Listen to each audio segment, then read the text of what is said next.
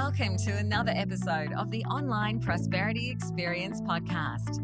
You're about to hear your host, Prosper Taravinga's powerful digital marketing strategies and actionable tactics that you can use right now. Prosper has helped more than 50,000 people from over 10 countries to create meaningful businesses that are profitable and enjoyable.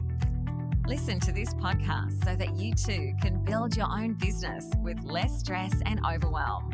Let's get started.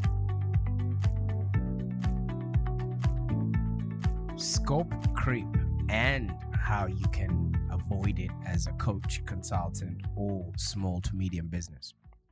Now, I can understand as an entrepreneur, you are out there marketing your business and you are putting your soul out there just to get people to say, yep, I'm ready to work with you.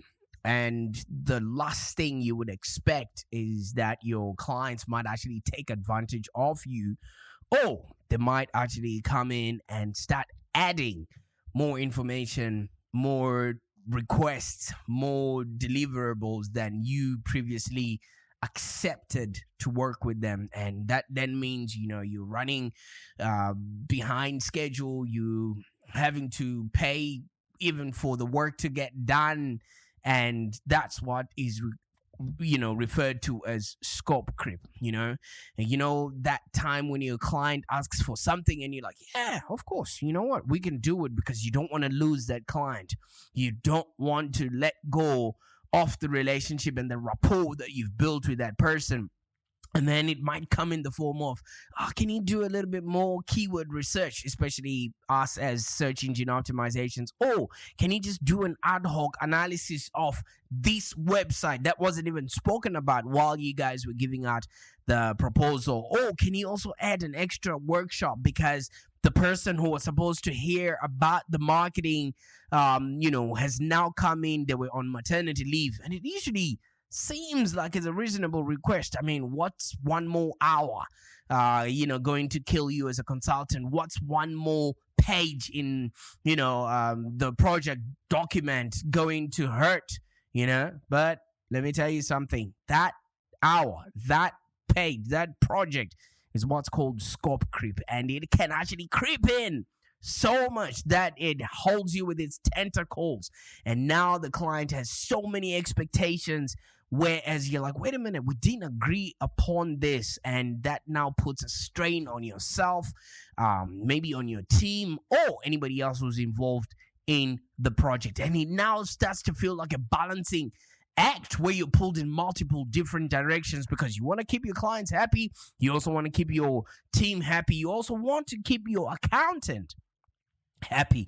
And at the end of the day, your real goal is just to help your clients. I mean, who is to know that people would want to take advantage of your generosity or your niceness? And you want to spend as much time as possible changing people's lives and solving people's problems. And you don't want to waste countless hours each week trying to navigate the whole world of online marketing or project scope creep. All right. And you certainly don't want to spend yet another minute on the phone having to beg people to hire your services. And that's the reason why naturally we just gravitate to say, you know what? Yeah, I'll do it. This will be a once off, and, but what we don't realize is after your clients ask more off of you, you're not getting that time back. All right. So when a client asks you for something, let's say that new research, some new ad hoc analysis, or that extra workshop, it actually seems like obviously it's a reasonable request. And, after all, you're looking after them and they pay the bills, and shouldn't they get the most out of their consultant or their coach or somebody who they're working with? Wrong. You see, when a consultant or a coach says yes to a new request, or when you say yes to what a customer is asking, you're training them that they don't have to live within the parameters of whatever contract or agreements that you have. You're training them to want more, have more, and not be appreciative of your time, not be appreciative of the work that you're putting out there, and not be appreciative or respectful of the prior arrangement that you might have. So when you as a consultant say yes to a new request, I mean, it might actually feel comfortable and you might feel like you're collaborating with your customer, but the consultant might actually feel like, you might actually think like you're doing a really good job to help your customer, and you might think the customer is going to be happy if the idea is actually accepted. And usually there's no stress, or maybe there's no pregnant pauses, and it's usually the path to least resistance, which is like running water running downhill. But let me tell you something. If you are an experienced consultant or you're an experienced lawyer, they will tell you that there are many reasons why being overly agreeable can actually create problems. All right. And I can literally vouch for, what is actually happening within my business currently. We accepted a project which entailed SEO management, and also they then realized that their website was not up to scratch, so they wanted to transfer that website from whatever platform they were on onto WordPress, and we agreed to do that, and we created a project outline and parameters and everything else that came along with it.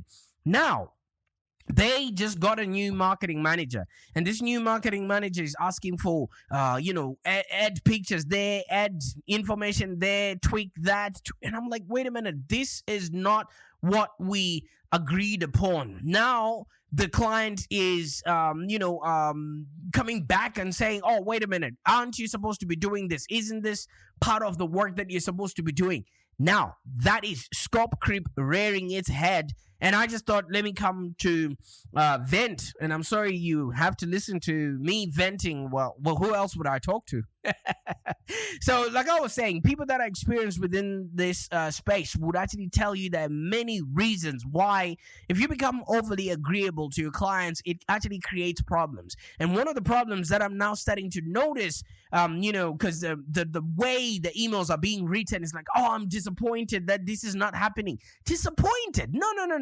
This is not part of the agreement. You need to only be disappointed when the things that you think in your own head, Mr. Client, Mrs. Client, are not achieved. We've done the website transfer and protocol that we're supposed to be doing. So the client now starts to feel like we have a false promise to them. And it's easy to say yes in the heat of the moment when somebody says, yeah, can you do this? Can you do this? Of course. But you can completely forget that there's work involved, there's hours involved, there's research and development that needs to happen in order for you to actually have, some sort of agreement that takes place when, your clients are asking for the services that you're providing. And it is the equivalent maybe to a husband who is telling their wife, yeah, sure, honey, I won't forget everything that's on the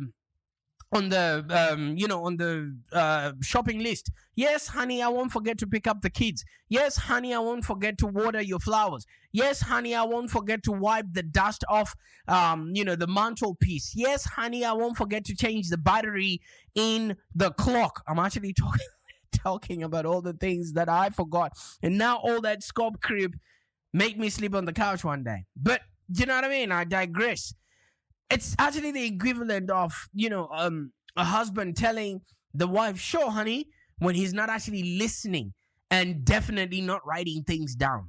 Okay, that's where the false promise comes in, because the wife actually thinks, oh, wait a minute, I told him to do this, but he didn't do it. I asked him to do this 2 weeks ago and it's not been done yet. That's where scope creep comes into play, because your client is expecting certain things which they assume they have communicated with you either via text message or Slack or whatever communication you have. That is not part of the agreement or the original proposal that was sent across. Okay. And one other thing that happens to us as coaches and consultants is we tend to then overpromise. And you know what happens when you overpromise? When you overpromise, your client expects the world, all right? And if you then under-deliver, they're not going to look at all the other hard work that has come into play. They're just going to look at the part where you have overpromised, all right? And at the end of the day, when you do not, when you overpromise and then underdeliver. That in and of itself is something that people write reviews about. So you are better off under promising and then over delivering. You know what I mean? Because when a client asks for maybe 100, say,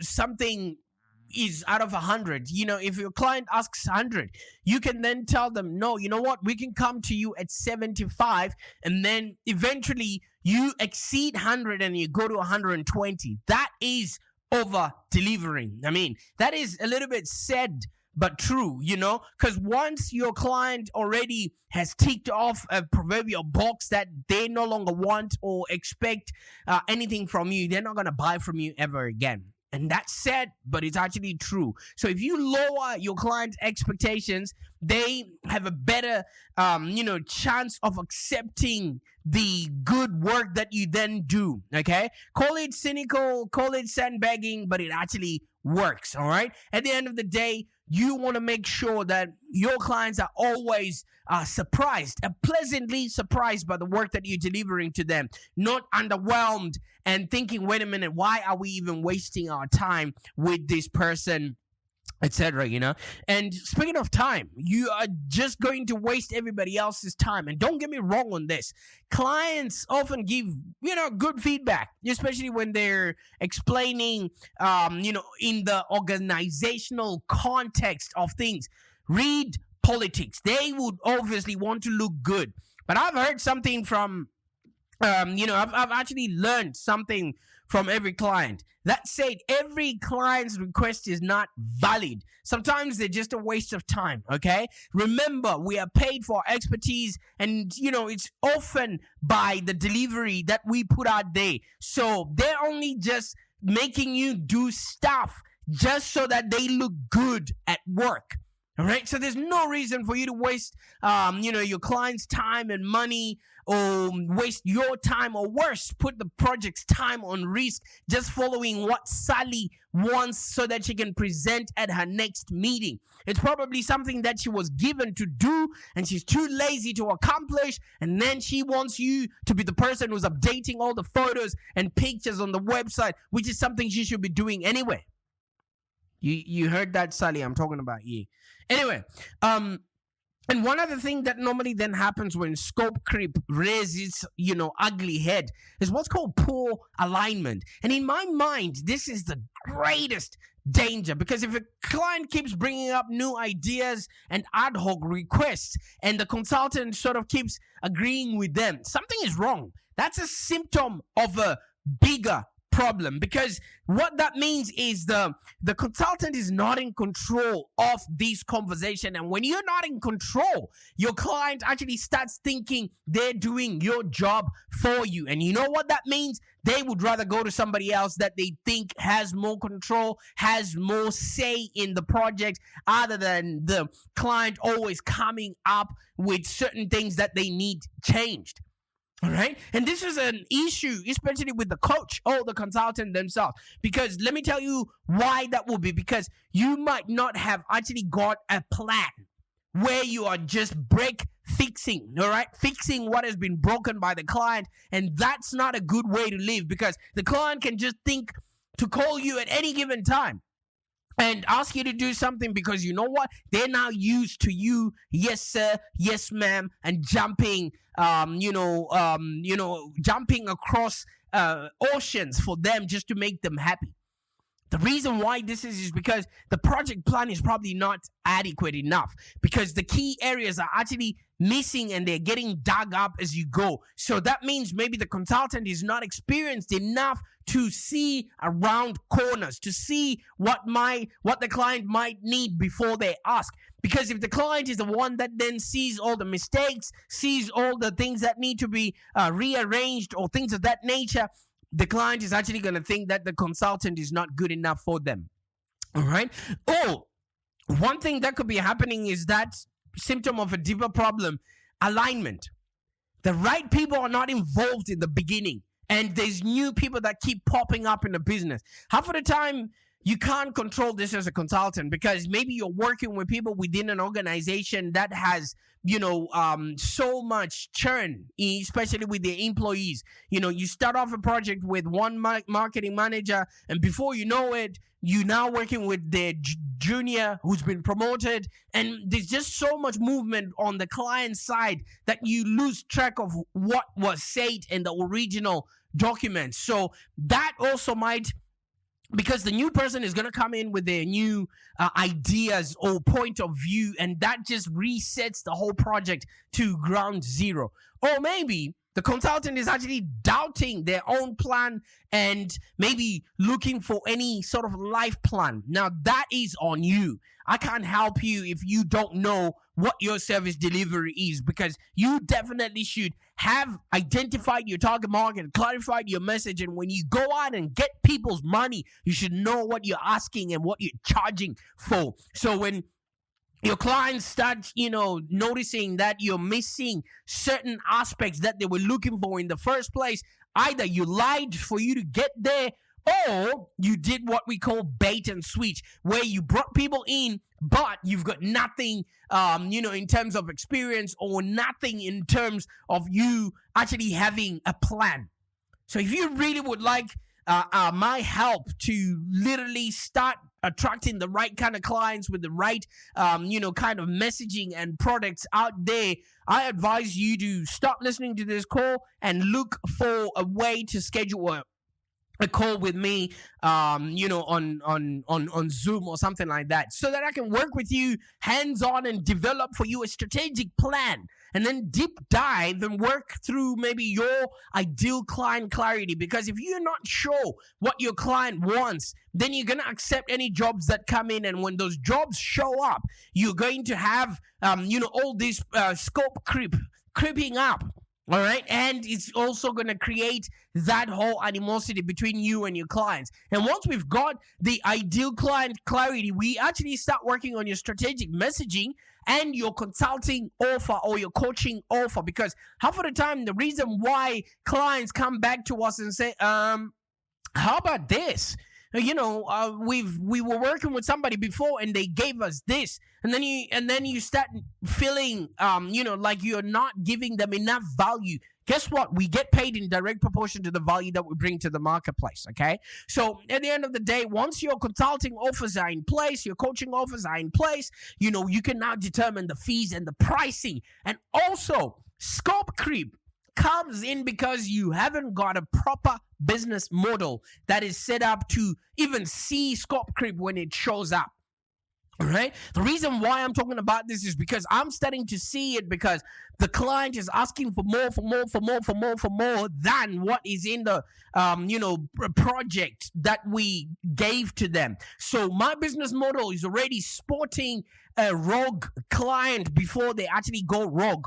And I'm actually starting to utilize all of these, moments to actually get more money, for the products that they're asking for. Not just accepting, not just saying yes, and before I actually know what the scope is. All right. So all of this can be done. And in the process, once we've done your business model, we can help you set up your marketing engine so that you're attracting the right people, and your lead generation system, so you can consistently attract clients that respect the work that you're putting out there, that are not going to bog you with scope creep. Okay, so one other thing, it might not only be the coach's problem or the consultant's issue, it might actually be an issue on the client side. Okay, so maybe the client is not clear on what the next step is, or is uncomfortable with the timeline. They might not have told you all the information that they need, and you just went to town based on what you know. So maybe the client is not clear. Get back on the phone with them, sit down with them, go through the proposal again, just so that everyone is clear on the actual deliveries. Otherwise, they're going to keep thinking you're not doing enough or doing what you promised. And when a client feels like you're not doing what you promised, guess what? They're going to go somewhere else to find somebody who has proper project boundaries and definitions around what it is that they're doing. Okay. Oh, one thing that might be happening with the client is the analysis has not been robust enough, or has been poorly explained. The client maybe doubts the numbers, the client maybe doubts the results, the client is not confident in the service delivery in and of itself. This is one thing that might be happening. The client might not be confident in themselves being a provider of that service, and maybe you as a consultant, you beat a little bit more than you could chew, and now the client is starting to renege on their idea. So it'd be in your best interest to actually sit down with them and just realign together with that project again. There's one thing that normally happens, and I just thought about this as we were speaking. Maybe the client has an idea of when they have arrived that is totally different to what you as a coach and consultant has in store. So that's why in the discovery session, you need to know where the customer wants to go. How are you going to know when you have arrived? Because if the client is a predefined solution and wants the consultant to maybe go there, you might be doing the right things. You might be, fulfilling the client request, but you're not going to the same goal as the client wants to achieve. All right. So before you say yes, you need to actually think through what the client is requesting.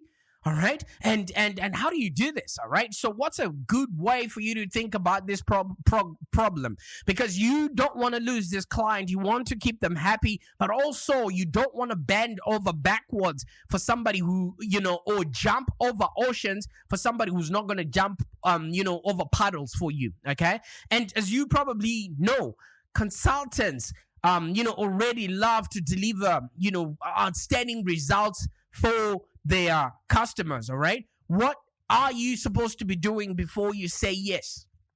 All right. You want to look at what the time is required for you to provide this service. And you also want to look at the project relevance. Is this bringing you towards, the goal that you want with your clients? Or is it taking you away from it? Okay. Is this actually a possibility that this might be new business potential for you? So all of this you would know because you know what it is that you're offering your customers. So if you can afford the time, all right, accept and do it. But if you cannot, offer an alternative, all right? Something that they can do cheaper, better, faster, instead of you having to, completely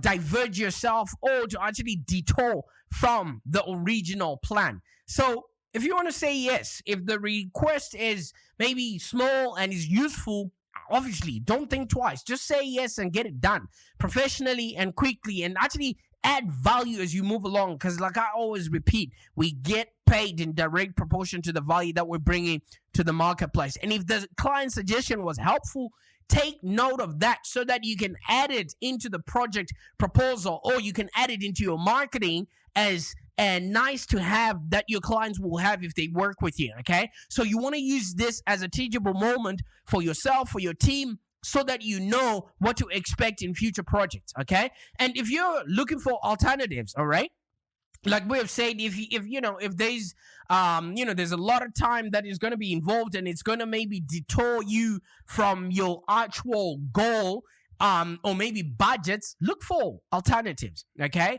if the request is going to take you a lot of time but is still relevant to the project, all right, look for maybe a simpler and more elegant solution. Like what we normally do, half of the time our clients come already with tools that they already want to use in the marketplace, because that's what their competitors are using. But they usually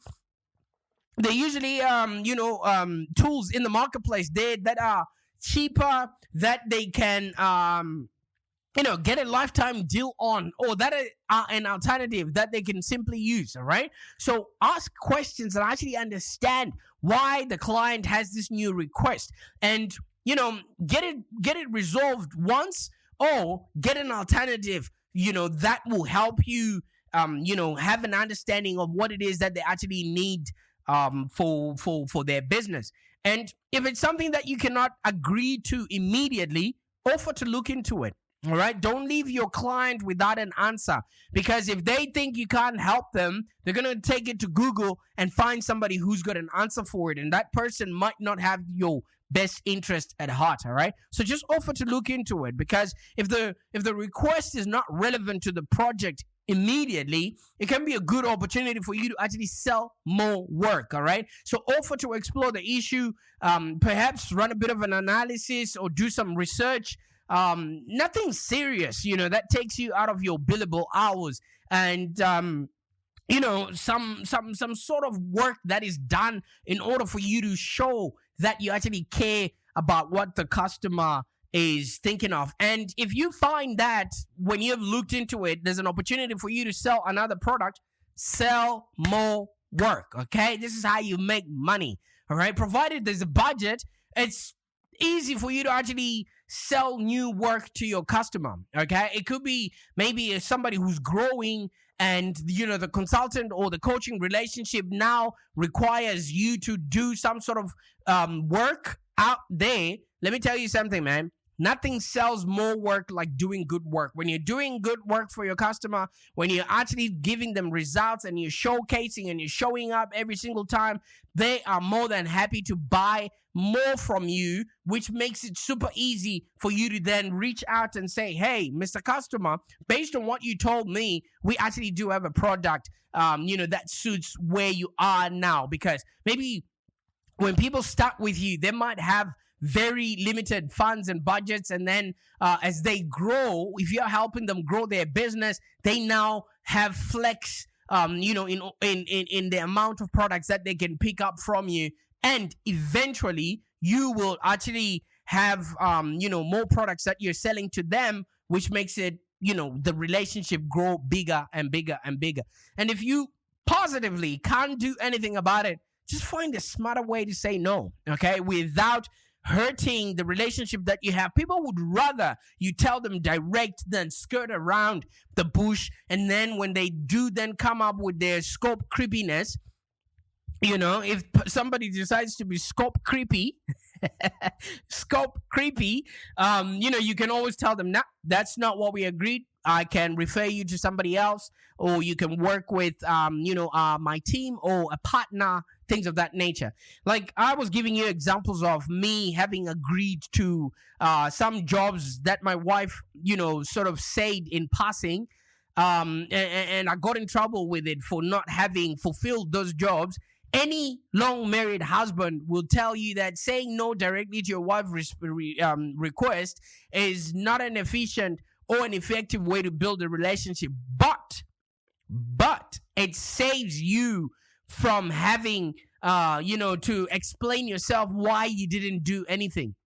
All right, and the same is true with your clients. No consultant ever got new business by telling their clients no in their face, but you need to find out the reasons why your client is keeping on asking new questions, wants new clarification here, or why they are not understanding their involvement in their business. You know what I mean? So that might be something to do with your marketing. That might be something to do with your documents. That might be something to do with your service delivery. That might be something to do with, your platforms. Whatever it is, just find out. Look at that as feedback, or it just might be scope creep, but it could just be as easily as something that you could solve quickly, even sell more consulting work. All right. And if you're wondering how you be able to do this, just before you say yes, look at the scope of what is being asked off of you. Look at what is expected of you, before you agree to jump on and say, yep, we'll do that. Because some of the things might be very, very small, like I mentioned at the start of this podcast. It might just be new research, new ad hoc analysis, or maybe an extra workshop for one of their team members who was not there.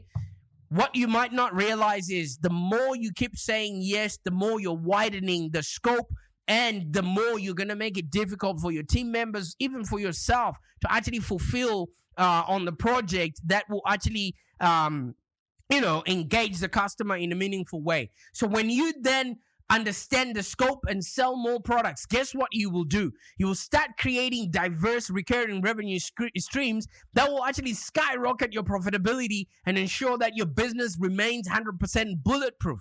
Even during market downturns, even during global pandemics, even during a lockdown, because you are now selling more to your customers. And then once you know the actual scope of what it is that you're doing, you can now deliver outstanding results to your clients, and that makes you win loyalty from them for life.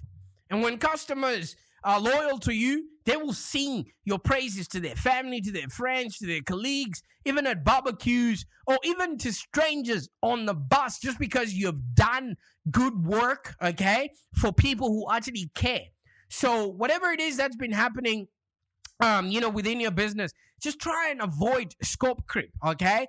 Don't say yes before you know what the actual scope is, because the work can then become creepy. You can start resenting the actual client. You can start resenting the actual work, and you might not actually know what's helping you grow your business. I want you to develop super efficient management systems so you can have effective teams. That way, your marketing runs like a well-oiled machine from start to finish without any scope creepy projects showing up. I can't wait to see what you do with this information today. Bye for now.